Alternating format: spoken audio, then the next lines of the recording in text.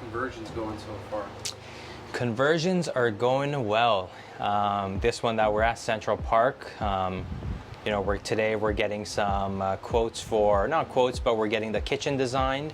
So we're gonna have the guys come in and measure the kitchen out. So that's gonna be exciting because, we're getting closer to the finish line, and then we're getting a quote for the driveway. We've had 2 quotes, but we wanna get another quote just to make sure, the numbers make sense.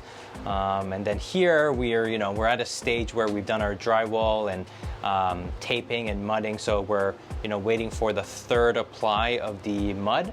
So things are going well. I think we're probably 3 to 4 weeks out from finish on this property. So why conversions, and why is this something you're chasing rather than just, working on like listings? It's a good question. I mean, this year I said that I would focus 50-50, so 50% of my time on the conversions and 50% on the listing side.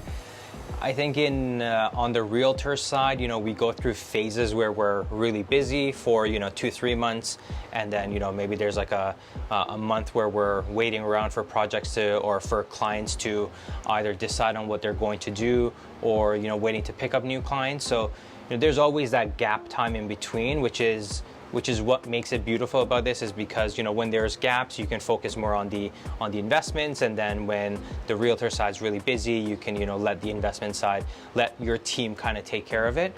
And I guess more so on the conversion side, because I view it as a really good way to build equity and generational equity. So this is an asset that we're building that's going to do well today.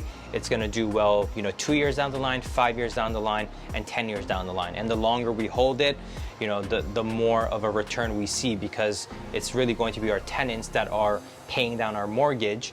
And the mortgage pay down is actually one of the ways that you make money on these properties. You're not necessarily buying it for monthly cash flow. If you're chasing cash flow, you should probably go find a job and work a job. With these properties, you like the fact that your tenants are paying down your mortgage, and the longer you hold, appreciation plays a good role in the growth aspect as well. Okay, so let's bring it all the way back, and why you made the decision to switch completely. You did 180-degree, 360. Yep. And you flipped from working as in the accounting world, yeah, to completely going into real estate, and you put the foot on the gas. Why did you make the switch? When I was working the corporate jobs, it was still, foot to the pedal down, still going hard and still, putting in hours. But then, the more hours you put in, your hours didn't correlate to income. Hours correlated to more stress, more commitment, more away from family. So it really didn't add up to me. And the fact that, my future was controlled by someone else's decisions, someone else's, thoughts on who I am as a person, as a professional. It was too risky for me, in my opinion, to leave my faith in someone else's hand and hope that, the puzzles fall into place. Wasn't a gamble I was willing to take. So, I always had a passion for real estate. I had my license part-time. I've had my license since 2013, and I've done, business in the past, but, I thought I have my license. I love the industry. I love the asset. I believe in it. So I decided to, jump into real estate full-time. And, granted, first 6 months were pretty quiet, right? It was, just a lot of leases and doing stuff that way to get by. But then 2020 hit and my business took off, did really well, and still now doing really well, and decided to get into the space and, buy properties and, buy, sell. So, I view it as a way, my hours do in fact correlate to more income. I have flexibility and control over my schedule, and, my future is just based on what I want to do on my own. And, no one else is going to really step in and stop me from growing or slowing down. So you made the switch. You've been pretty successful, watching what you've done over the years. What do you say to the guy or the girl that wants to make the leap, but thinks that it's too saturated and they don't think that they're going to be successful?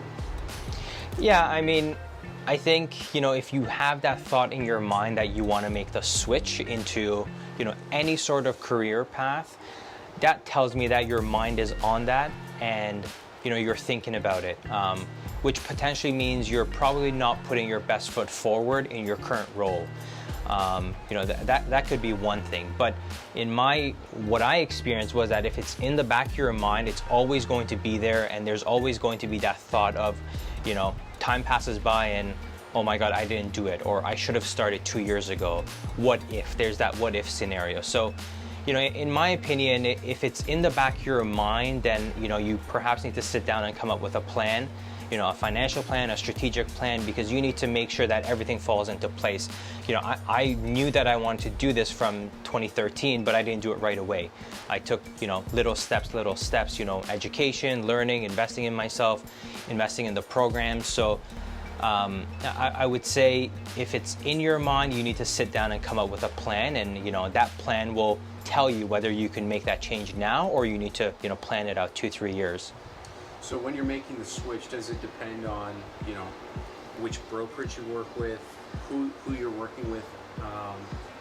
Obviously it's your own business, but does it really matter who you surround yourself with from the get-go? Yeah, absolutely. I would say a brokerage. I don't think brokerage is the deciding factor. Which brokerage you're going to work for. Let's be honest, all the brokerages are great. They provide you some sort of value, one way or another. Now, who you work with, that person that you work with, whether it's a team or just finding a mentor for a few months, a year or so, I think that has a bigger impact, because you learn from the best. You want to learn from the best. You want to surround yourself with the best. So I would say, more important than a brokerage is finding a mentor and someone that can, hold your hand and guide you through each step of the way.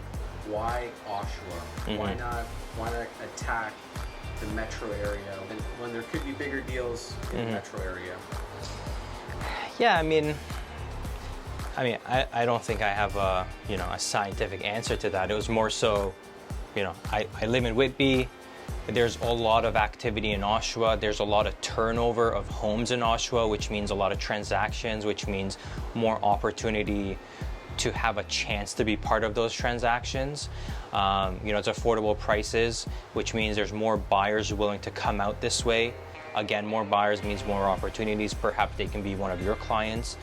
So there was that factor, but I think more so when you sit down and when you look at affordability factor of where people will be buying homes, Oshawa is still an affordable place, an affordable town to buy in compared to, or relative to, some of the other aspects, right? So some of the other municipalities, like we compare ourselves to the Scarborough, or anyone against Lake Ontario. You have Scarborough, you have Lakeshore, you have Mimico, Oakville, Etobicoke, relative to those towns, we're still, cheaper. So I would expect more people and more opportunities for myself as a realtor to operate in Oshawa. And hey, look, it's not to say that I won't move into, other areas and, go after luxury listings, for example. It's definitely a possibility.